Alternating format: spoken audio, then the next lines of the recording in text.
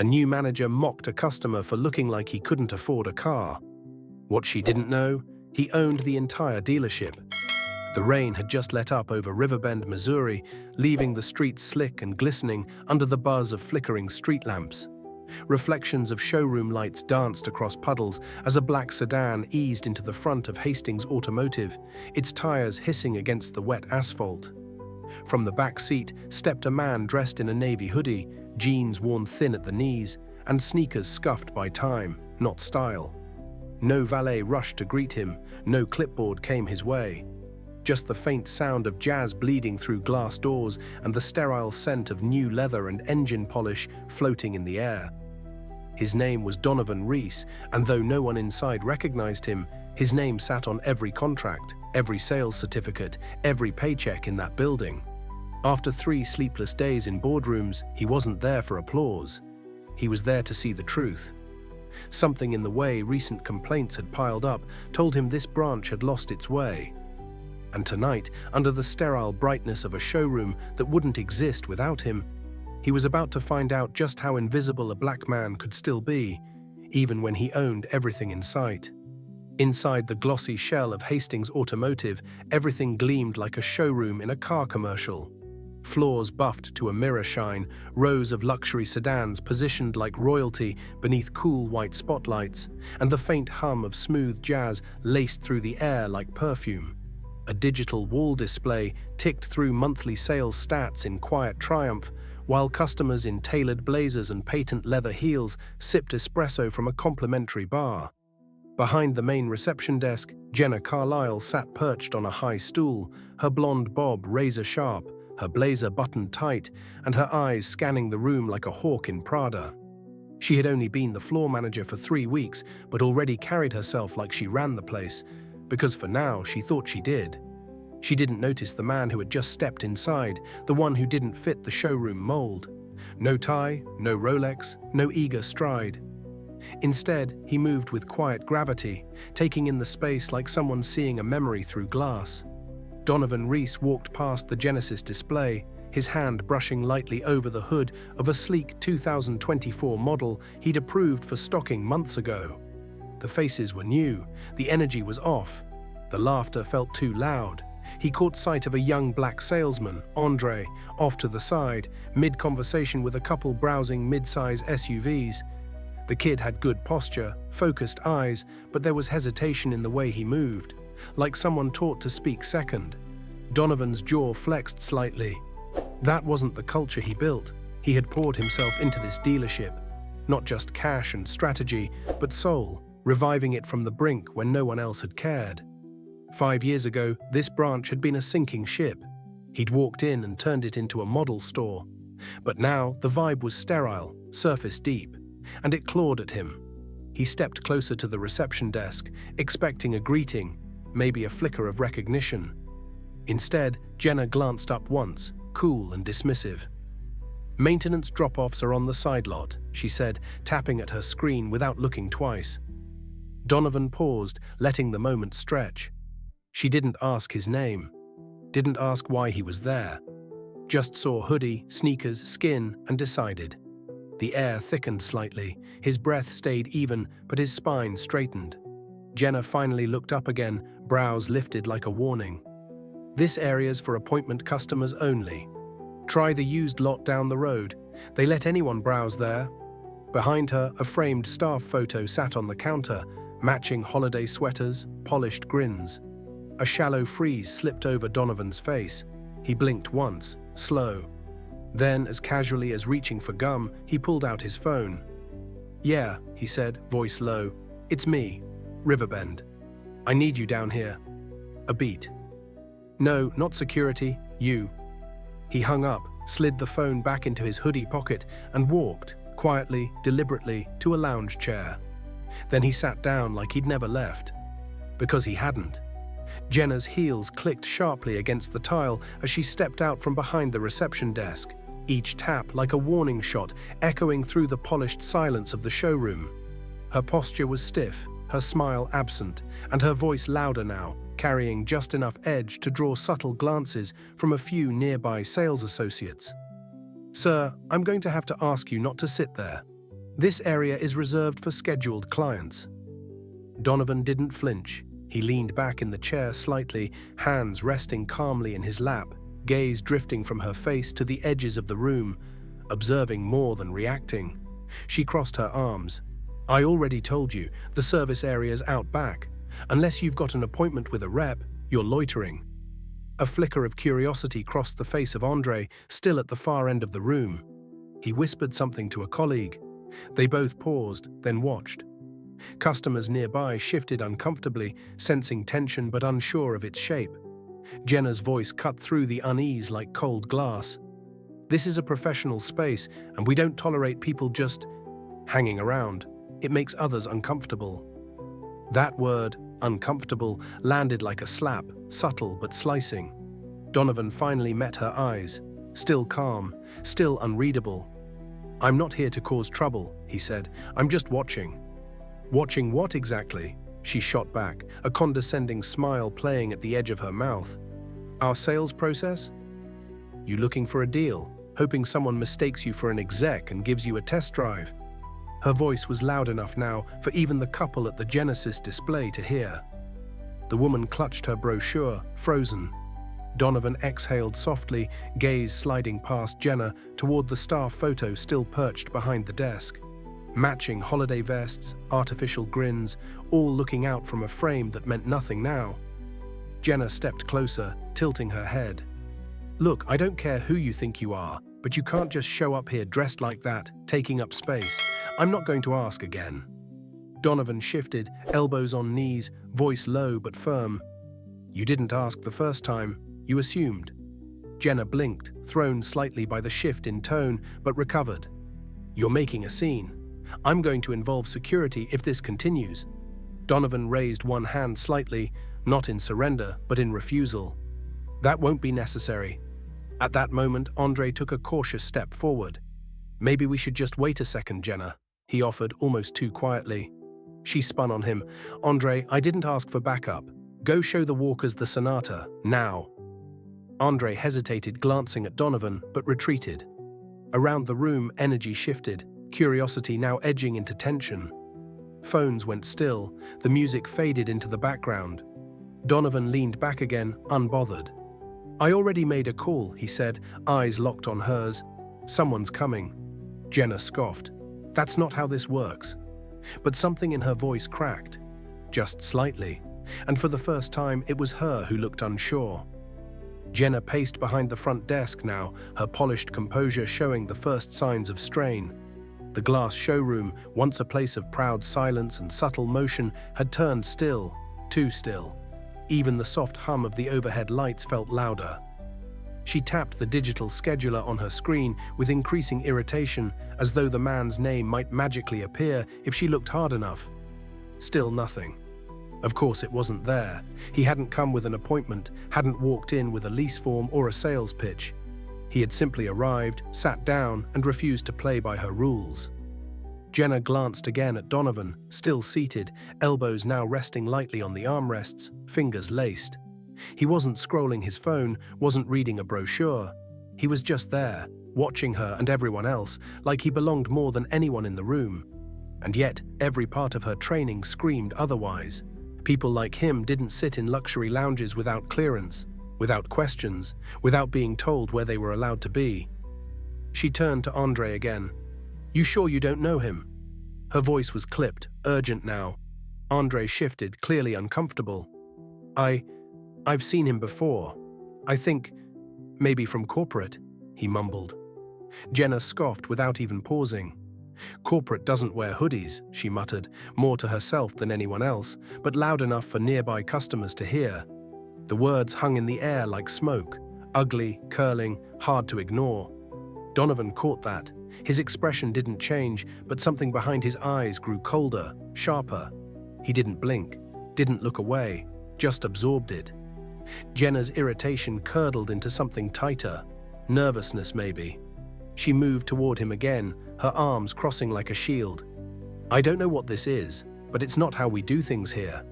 You don't just walk in and—" She faltered mid-sentence as the front doors slid open with a soft whoosh. A black Escalade, still slick from the rain, had pulled up. Out stepped a man in a navy suit, shoulders squared, raindrops clinging to his lapel.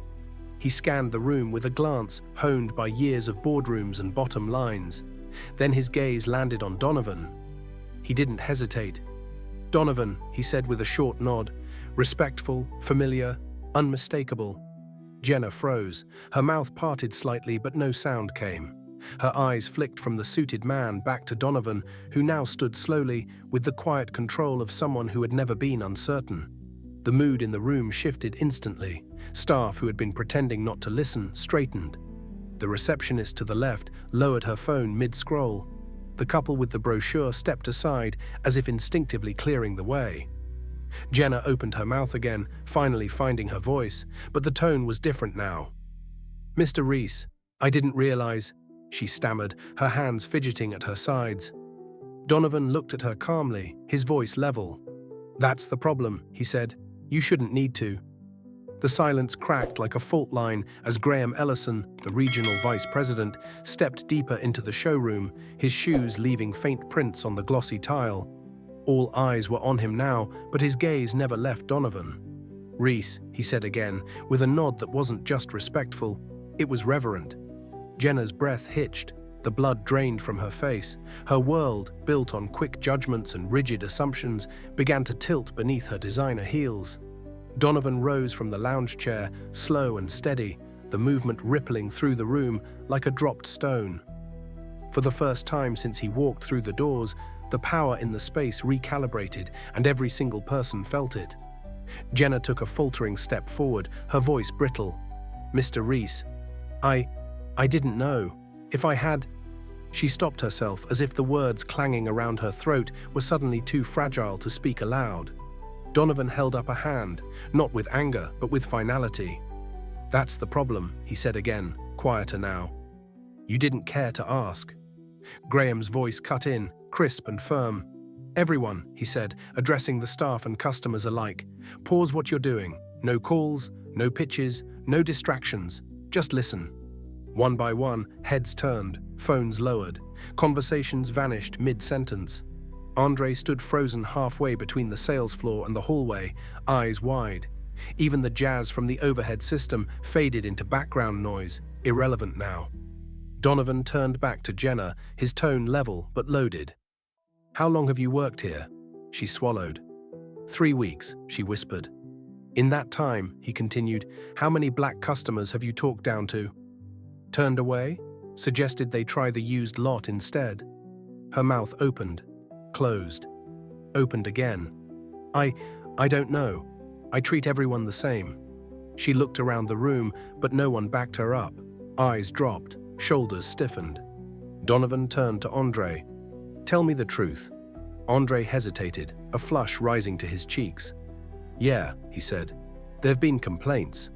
Last week, a man walked out, said she told him not to waste his time, that the bank probably wouldn't approve him anyway." Jenna spun toward him. "Andre, you can't be serious." "I didn't know who to tell," he muttered. "But it never felt right." Donovan nodded once, slowly. "That's enough." His words landed with the finality of a gavel strike. The tension in the room was no longer a whisper. It was thunder, low and building. Jenna stood still, arms locked tightly around herself now, as if bracing for a storm she hadn't expected to come this fast, this hard. "If I'd known who you were," she tried again, desperate. But Donovan's eyes were steady. "You shouldn't have to know," he said. "Respect isn't earned by nameplate. It's shown in how you treat people when you think no one's watching." The glass walls of the dealership didn't shake, but something deeper had already cracked. Jenna didn't speak. Not right away. Her arms stayed crossed tight against her body like armor, her eyes flitting from Donovan to Graham to the staff now gathered in an uneasy semicircle. The silence around her felt heavier than any accusation because no one was rushing to defend her. Not Andre, not the receptionist. Not even the techs filtering in quietly from the back, still in oil-stained uniforms.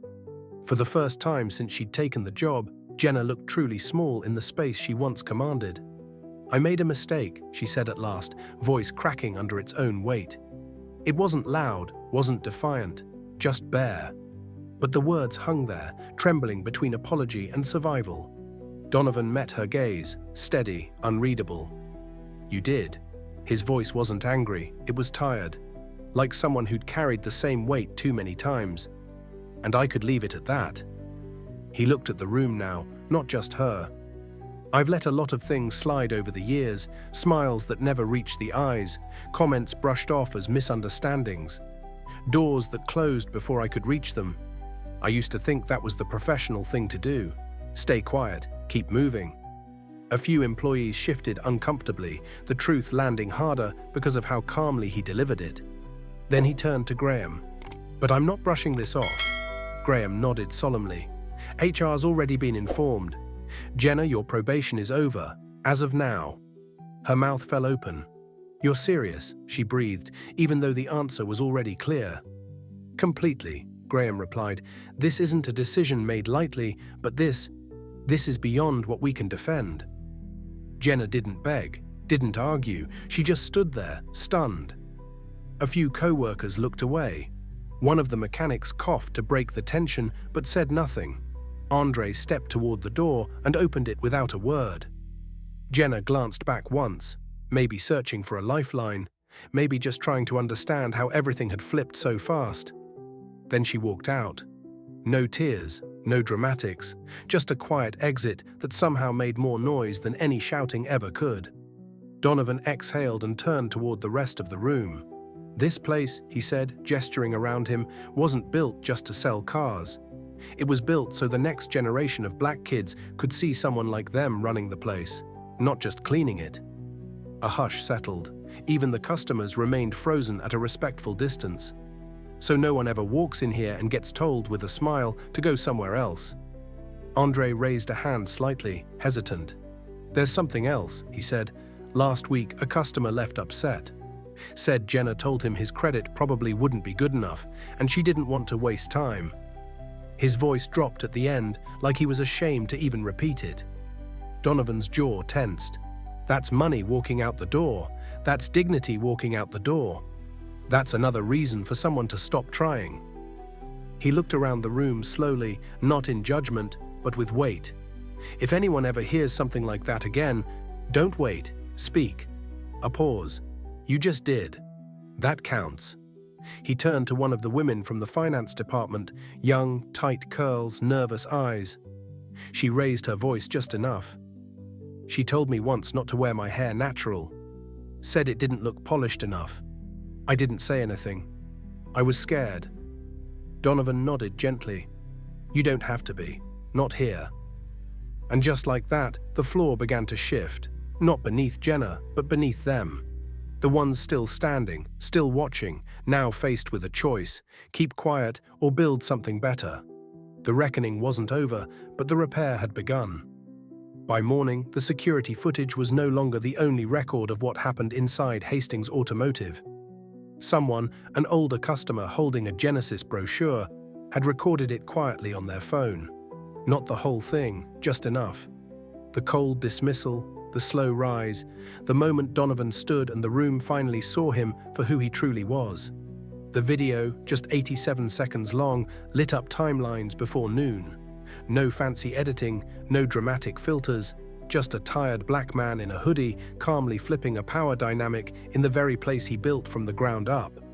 Within hours, hashtags formed, opinions flew, and shares multiplied. She really told the owner to try the used lot. He handled that with more grace than most people ever could. How many other Karens are running the front desks of power? But Donovan didn't respond with a press tour. No interviews, no statements. He waited, watched the wave of noise crest, and then recorded a message in his office. No branding, no fanfare, just him. A desk, a glass of water, a single steady camera. "My name is Donovan Reese," he said, looking straight into the lens. "And if you've seen the video, you know what this is about." He paused, hands folded, voice measured but soft. "I didn't walk into that dealership to expose anyone. I walked in because I was tired, jet-lagged, and wanted to check on a place that means something to me. That's it." Another beat. Then came the pivot. "But what happened after? That wasn't about me. It was about how quick we are to judge, how fast we decide who someone is based on what they're wearing, how they sound, the color of their skin. His eyes didn't flicker. I've worn $3,000 suits and sweatpants with holes in them. I've been escorted into boardrooms and followed around stores, but the truth is, neither version of me deserved more respect than the other. He leaned forward slightly, elbows resting on the desk. What people saw in that video wasn't just a confrontation, it was a mirror. And for a lot of folks, they didn't like what they saw staring back. He detailed the changes: real training, anonymous reporting systems, leadership workshops where receptionists and janitors spoke first. No fluff, no corporate speak, just culture repair from the inside out. This isn't about canceling people, he added. It's about what happens after the mistake, if you're willing to own it, and if others are willing to listen. As the video faded to black, one final sentence lingered in white letters. Respect should never depend on appearance. It should be automatic, because people matter. Back at the dealership, the atmosphere had shifted. Not because of fear, but because people had seen. Team meetings began with check-ins, not quotas. Andre now led the first inclusivity sessions, not HR.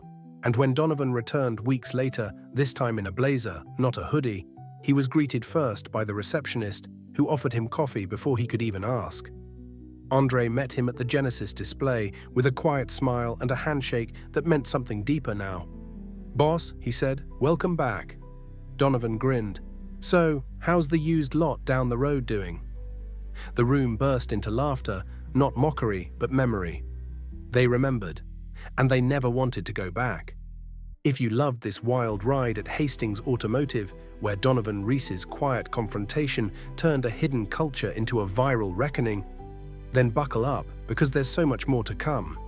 Hit that subscribe button for the X Daily Stories channel, your front row seat to gripping tales that twist, turn, and leave you thinking.